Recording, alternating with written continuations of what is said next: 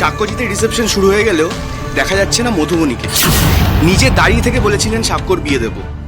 আচ্ছা, মধুমণি কি তাহলে বিয়েটা মেনে নিতে পারছে না? মধুমণি কি আসবে না রিসেপশনে? এই বিয়েটা কি এতটাই সিম্পল অ্যান্ড স্ট্রেট, নাকি আছে অন্য জটিলতা? সাকিয়া, মধুবনী আসছে না কেন? বাইরে লোকেরা ডাউট করছে এটা নিয়ে, আর রিপোর্টাররা তো অলরেডি রিপোর্ট করতে শুরু করে দিয়েছে।